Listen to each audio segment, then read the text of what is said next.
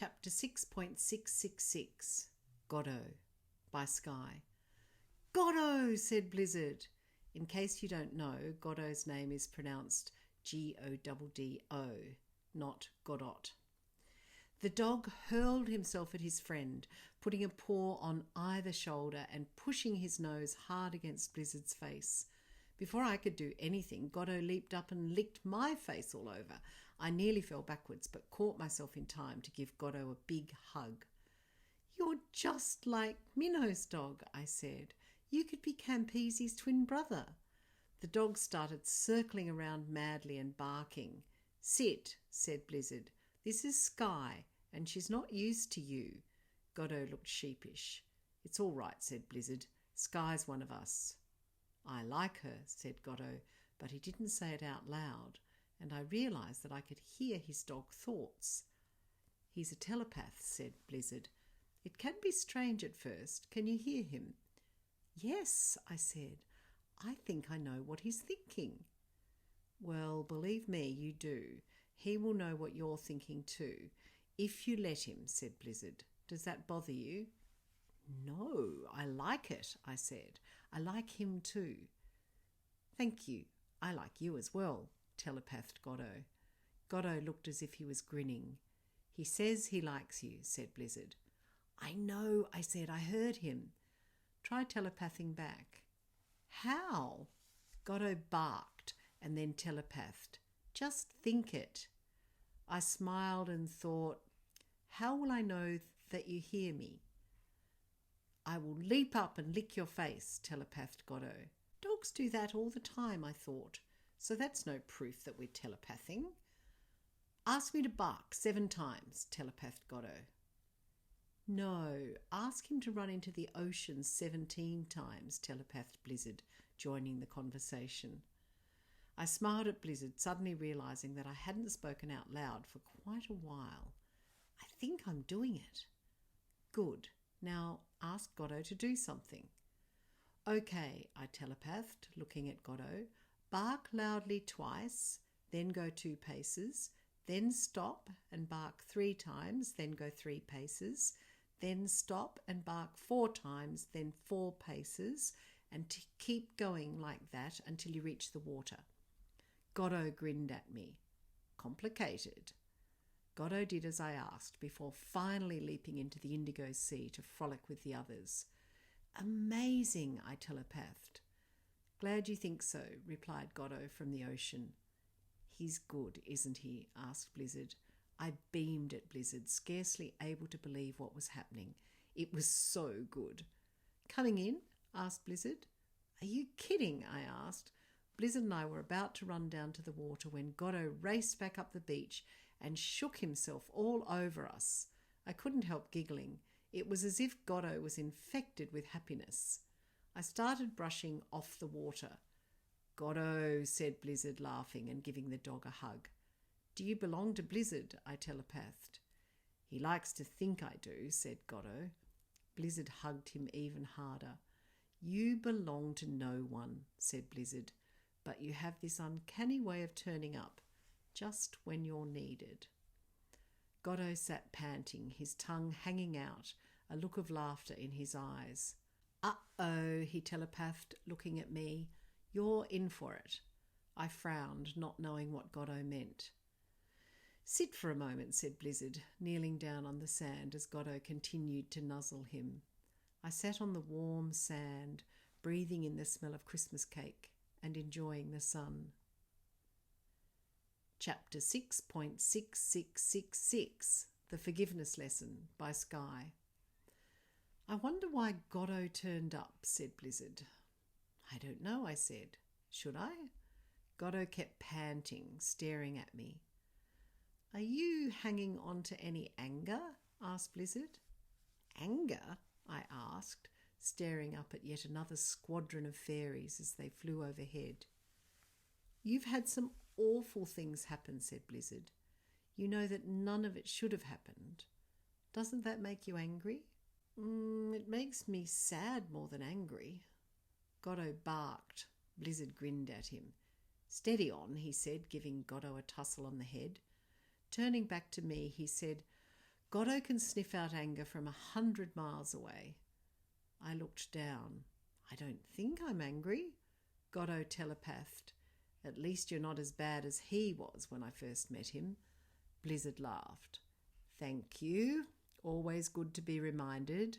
I can't imagine you angry, I said to Bliizard. Believe me, replied Goddo. He's the master of being angry. I don't deny it, said Bliizard, but the point is, it's not good to go into the noesis if you're angry.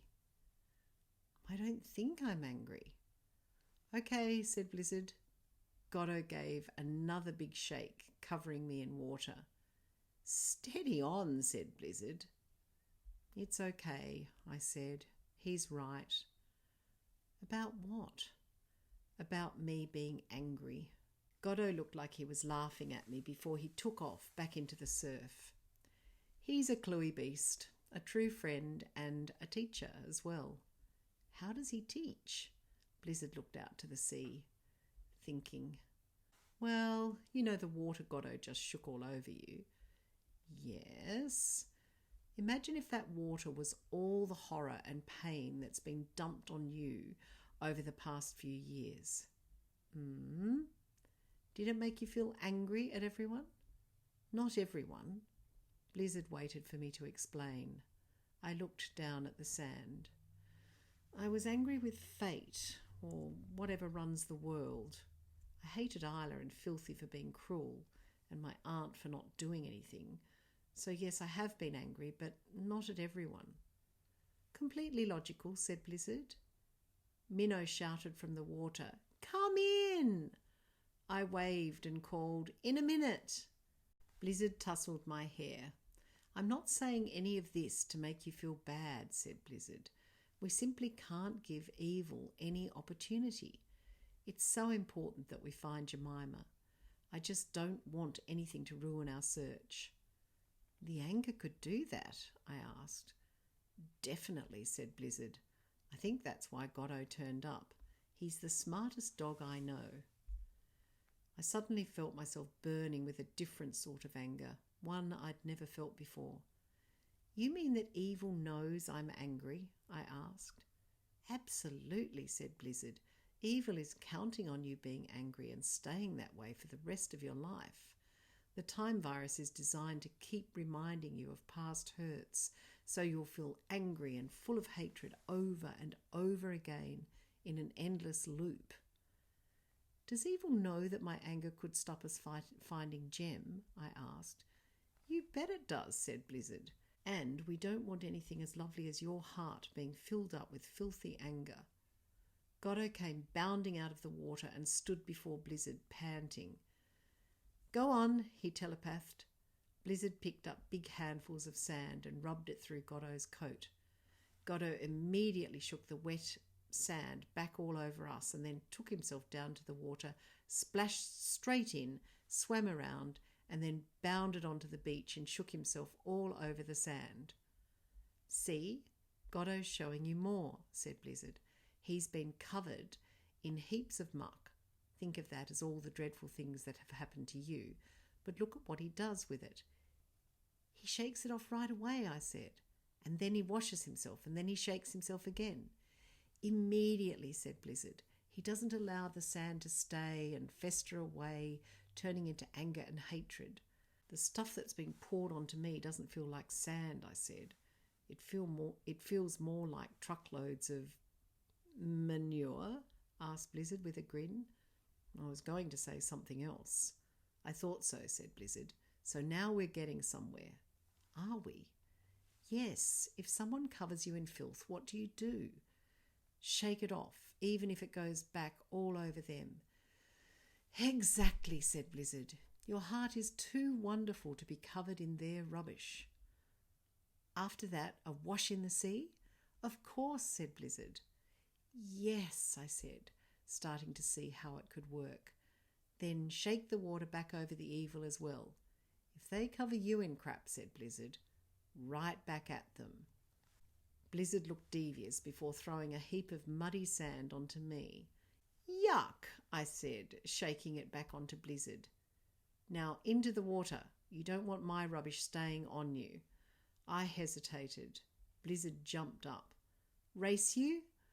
Blizzard and I ran as hard as we could and splashed into the surf. Indigo spray erupted everywhere, and it felt wonderful to dive into the warm, salty water. Ben jumped onto my back and I jumped onto his. Then we both started body surfing. "I just learned the best lesson," I said, "from Blizzard's dog." Ben laughed. "Of course you did." Ben and I kept diving out through the waves, only to surf to shore again and again. It was so good. Before long, we were all back on the beach, shaking ourselves wildly. Blizzard laughed as he shook water all over me. I shook myself even harder, my long hair sending spray all over him. As we ran back up the beach, I said, "Thank you." Blizzard looked down at me. "You're welcome," he said. "Some people call Goddo's session the forgiveness lesson, but I call it the lesson about dealing with other people's crap." Another squadron of fairies circled above us before swooping down so low that they nearly crashed into Blizzard's wet, messy hair. I smiled, saluting them. "I've got an idea," I said. "I could call on a wild warrior, someone like Miguel, and he could swoop off with Isla and the Overlord to the other side of the island." "What for?" asked Blizzard. "Well, after I've shaken all their rubbish back onto them, I don't want to be anywhere near them when they go and take a wash, but they do need a decent bath." "It'll help them not to be cruel," said Blizzard. I grinned, feeling devious and wild. "It would help them a lot," I said, giggling.